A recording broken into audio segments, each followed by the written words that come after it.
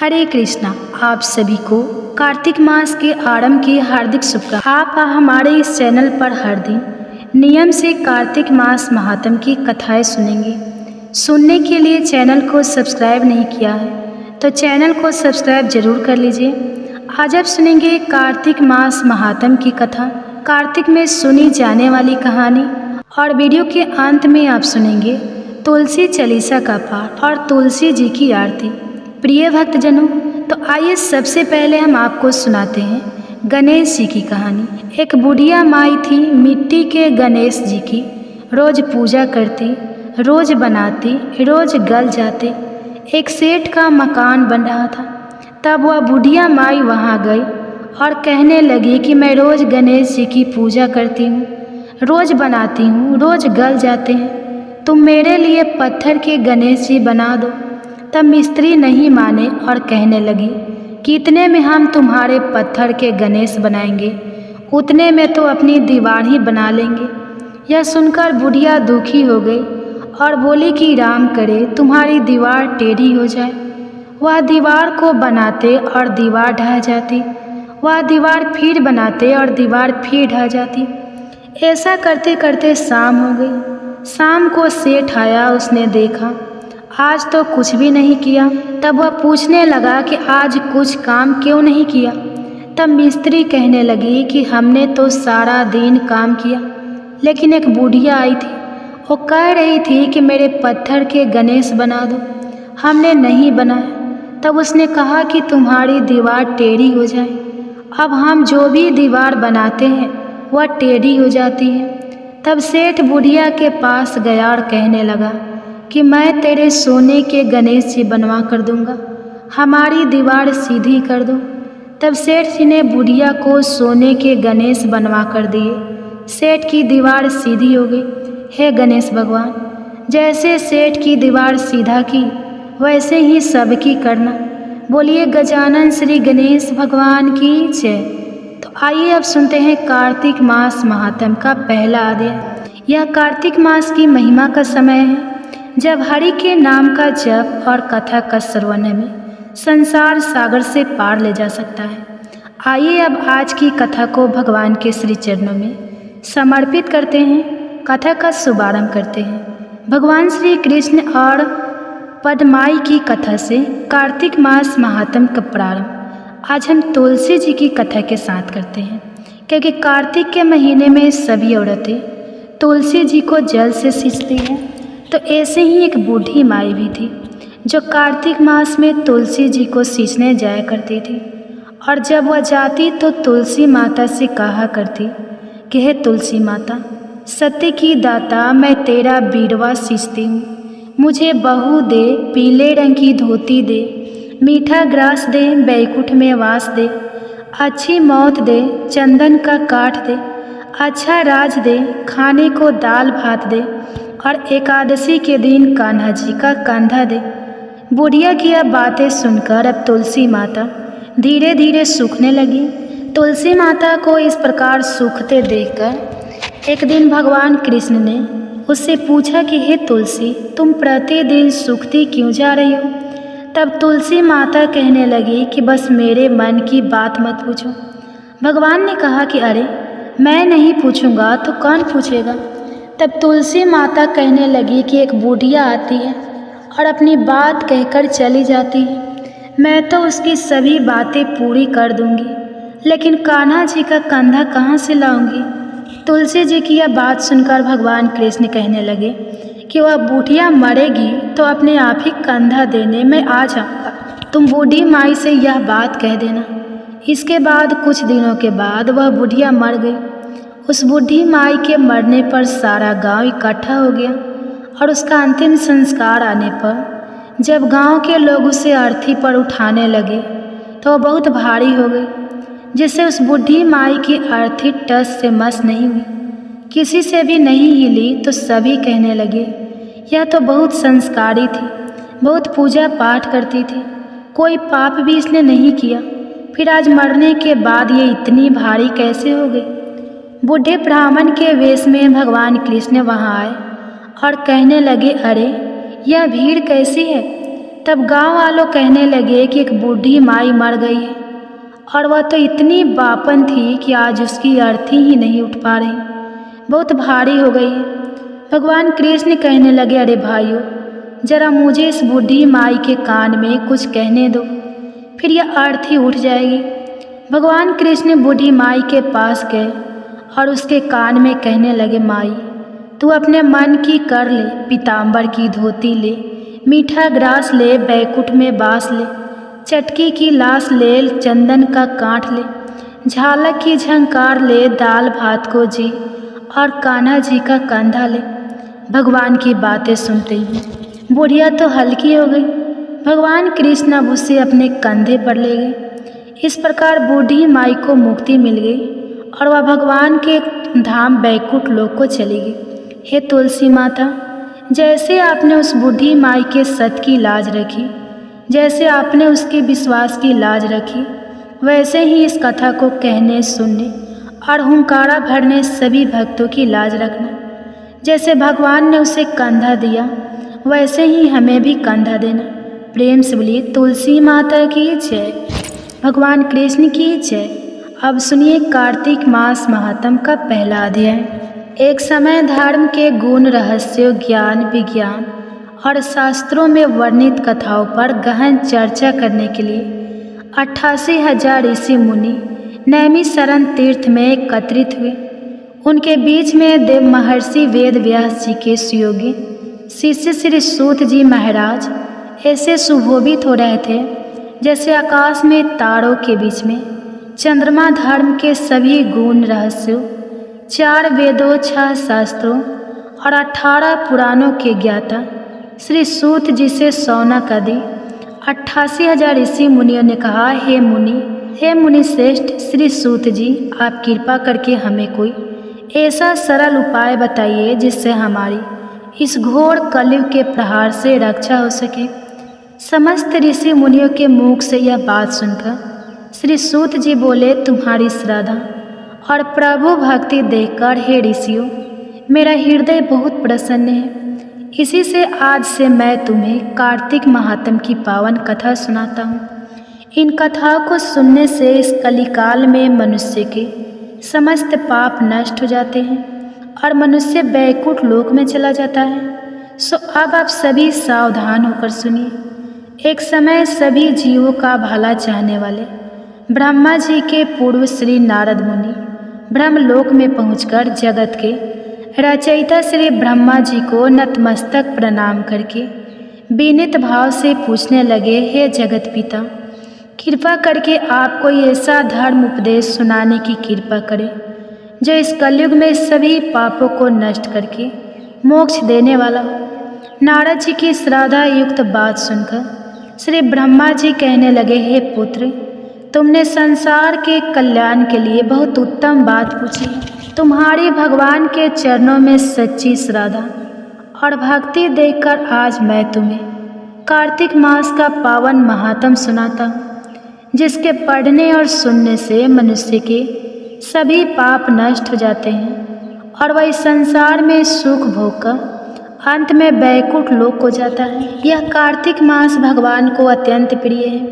कार्तिक मास में किया हुआ व्रत, दान, नियम, स्वयं पूजा पाठ, कथा श्रवण और भगवान के नाम का जप कीर्तन अत्यंत पुण्य प्रदान करते हैं। कार्तिक मास में भगवान का गुना आवाद सभी प्रकार से फलदायक होता है। इस मास में भगवान के प्रति किया गया प्रत्येक धार्मिक कार्य सबसे बढ़कर फल देने वाला होता है। इससे बढ़कर कोई और तप और यश नहीं है। तुमने संसार की भलाई के लिए यह अति उत्तम प्रश्न किया है। सो मैं कार्तिक मास के महात्म्य की पुण्य दैनिक कथा कहता हूँ। आप तुम श्रद्धा युक्त और सावधान होकर सुनो। कार्तिक का स्नान करने वाले मनुष्य को प्रातः काल ब्रह्मा मुहूर्त में उठकर शौच आदि से निर्वित होकर 12 अंगुल लंबे सुगंधि युक्त वृक्ष का दातुन करना चाहिए।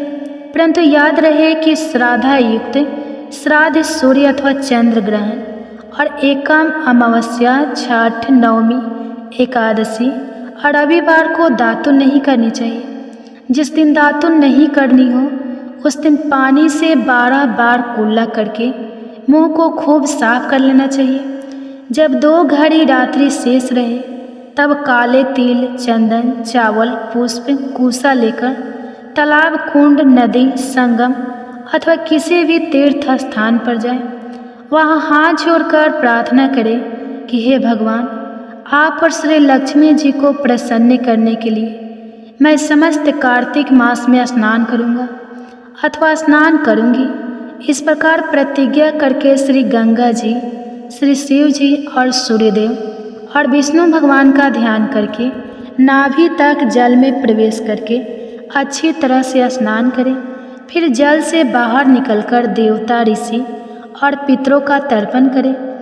स्नान करके भेड़, बकरी की धूल से बचना चाहिए और छींक, थूक, कुत्ता, कौवा, ऊँट, उल्लू आदि से भी बचना चाहिए। अगर भूलवश इनमें से किसी का स्पर्श हो जाए तो फिर से स्नान करना चाहिए। मिथ्यावादी अर्थात झूठ बोलने और नीच प्रकृति वाले मनुष्य से वार्तालाप नहीं करना चाहिए। इसके बाद सोटो उपचार विधि से भगवान का पूजन करना चाहिए। भगवान को अर्घ्य देकर प्रार्थना करनी चाहिए कि हे भगवान, आप श्री राधा जी सहित मेरे इस अंग को ग्रहण कीजिए।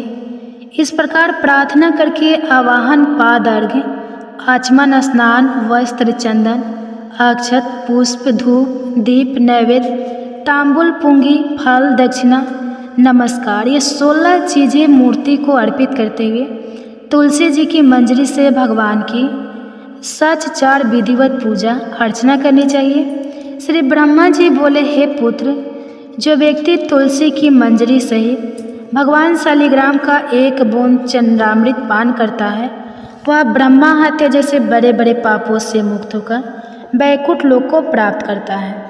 इसमें कोई संदेह नहीं। जो भगवान शालिग्राम की प्रतिमा के आगे अपने पितरों का श्राद्ध करता है उसके पितरों को तत्काल वैकुंठ की प्राप्ति हो जाती है और वह मोक्ष की प्राप्ति कर लेता है।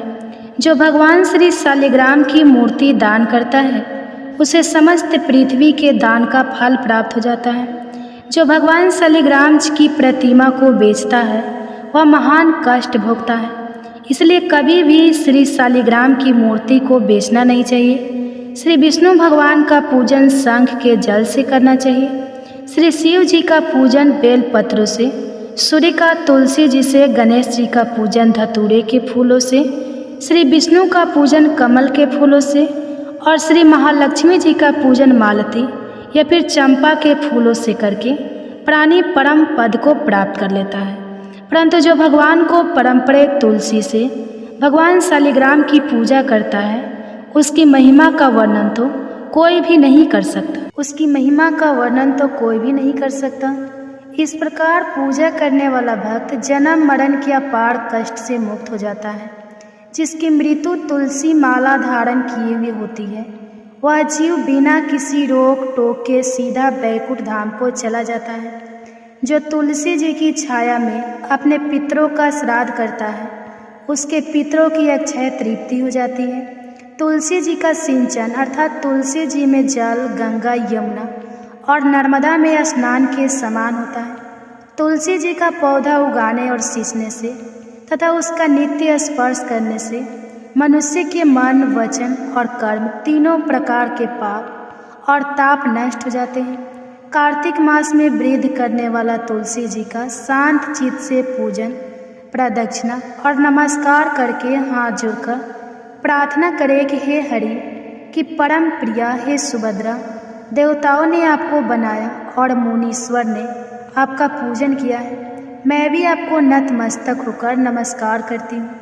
जो प्राणी आंवले के पत्तों और पुष्पों से भगवान का पूजन करता है अथवा आंवले के वृक्ष के नीचे बैठकर भगवान का पूजन करता है उसको स्वर्ण के फूलों और फलों से पूजा करने का पुण्य फल प्राप्त होता है। जो मनुष्य द्वादशी को तुलसी अथवा आंवले के पत्तों को तोड़ता है वह घोर नरक भोगता है। प्रत्येक मनुष्य को चाहिए कि कार्तिक मास में आंवले के फल, तुलसी और गोपी चंदन की माला धारण करे। ऐसा करने से वह बार बार इस संसार में आने जाने के बंधन से मुक्त हो जाता है। कार्तिक मास में स्नान और व्रत करने वाले मनुष्य को चाहिए कि वह ब्राह्मण को भोजन कराने के बाद चंदन, पुष्प, पान और दक्षिणा देकर उन्हें संतुष्ट करे। संपूर्ण कार्तिक मास में धरती पर शयन करने, ब्रह्मचर्य का पालन करने, पतल में भोजन करने और मौन व्रत से प्राणी परम वीर, धीर, गंभीर और कृतिवान हो जाता है।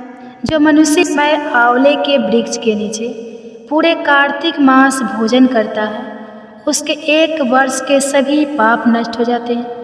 व्रत करने वाले भक्तों को शहद, कांची, दाल, तेल, कच्चा भोजन, दूसरे का अन्न और कोई भी तामसी अथवा बुरे नामों वाला भोजन नहीं करना चाहिए। रविवार को आंवला खाना वर्जित है। देव, गौ, वेद तथा दूसरों की निंदा भी कार्तिक मास की पूजा करने वाले भक्तों को नहीं करनी चाहिए। अंडे, मांस इत्यादि का सेवन तो क्या, ध्यान में भी नहीं लाना चाहिए। मिट्टी में उत्पन्न हुआ नमक, मसूर, बासी भोजन, तांबे के पात्र में डाला दूध इत्यादि ये सब मांस के समान ही माने जाते हैं, इसलिए इनका भी प्रयोग नहीं करना चाहिए। केवल अपने लिए ही बनाया हुआ भोजन भी मांस के समान होता है, इसलिए किसी दूसरे को भोजन कराने के बाद ही स्वयं भोजन करना चाहिए। लहसुन, प्याज, फूल गोभी, गाजर, जंगली घिया, बैगन, पेठा और दोबारा पकाया हुआ भोजन व्रती को नहीं खाना चाहिए। रजस्वला स्त्री, पति और पाखंडी आदि से भूलकर भी बातचीत नहीं करनी चाहिए। एकम को पीठा, दूज को बैगन, तीज को गोभी का फूल, चौथ को मूली, पंचमी को बेलफल, छठ को कलिम्बा, सप्तमी को आंवला, अष्टमी को नारियल, नवमी को जंगली घिया, दसवीं को परमल, एकादशी को बेर, द्वादशी को मसूर, त्रयोदशी को पान, चतुर्दशी, अमावस्या और पूर्णमासी को किसी भी फली का साद भूलकर भी नहीं खाना चाहिए। अब सुनिए श्री तुलसी चालीसा पाठ और आरती। जय जय तुलसी भवती सत्यवती सुखदनी नमो नमः। हरि प्रेसी श्री वृंदा गुण खानी, श्री हरि शीस विरजन देहु, अमर वर्य बेजन हित, हे वृंदावनी अब ना करहु विलंब। धन्य धन्य श्री तुलसी माता महिमा, अगम सदा श्रुति, गाता हरि के प्राणों से तुम प्यारी। हरहि हेतु किन्ह हो तपरी, जब प्रश्न है दर्शन दीन हो, तब कर जोरु विनय उसकी हो। हे भगवंतम कंत मम होए, दीन जानी जान छाड़ छ, सुनि लक्ष्मी तुलसी की बानी। दीन हो श्राप कथ पर आनी, उस आयोगी वर मांगन हारी। हो बीट पर तुम जर तनुधारी, सुनि तुलसी शपथ ही माहु। करहु वास तुनीचन, धामा दियो वचन। हरि तब तत्काला, सुनहु सुमुख जानी। बिहाला समय पाई, योरो पाती तोरा पुजही आस। वचन सत्य मोरा तब को कुल, मह गोप सुदामा तू भई तुलसी दामा।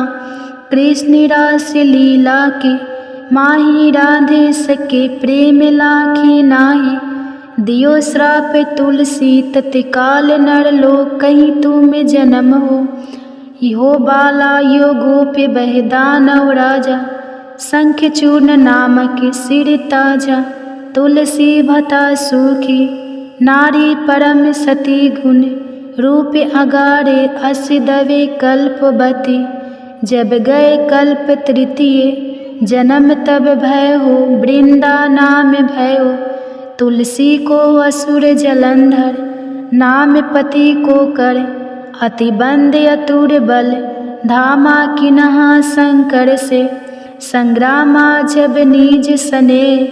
सहित शिव हारे, मरही ना तब कर हर की पुकारे। पतिव्रता वृंदा थी, नारी को ना सके पतहि संगहारी। तब जलंधर ही भेष बनाई, वृंदा ढिग हरि पहुँचो जा।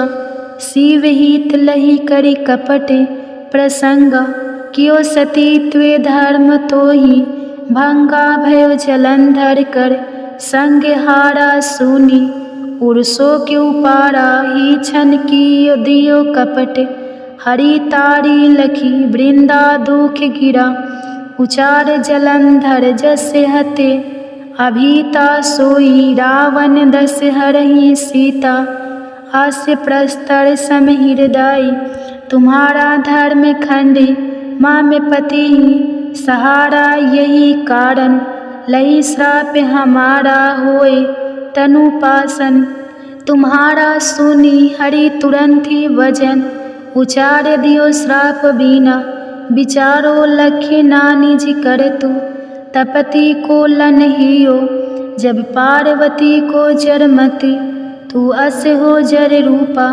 जग मह तुलसी बिटपे अनूपा धगवर रूपे हर साली ग्रामा नंदी गंडक बिच लालामा जो तुलसी दल हम ही चढ़ाई है सब सुख भोग परम पद पाई है बिन तुलसी हरि जलत शरीरा अतिशय उठत शीस उड़े पीरा जो तुलसी दल हरि सिर धारित सहस्त्र घट अमृत डारित तुलसी हरि मन रंजन हारी रोग दोष दुख भंजन हारी प्रेम सहित हरि भंजन निरंतर तुलसी राधा में नाही अंतर व्यंजन हो छप्पन हो प्रकार बीन तुलसी दल ना हरहि प्यारा सकल तीर्थ तुलसी तर छाही लह दे मुक्ति जन संशय नाही कवि सुंदर एक हरि गुण गावत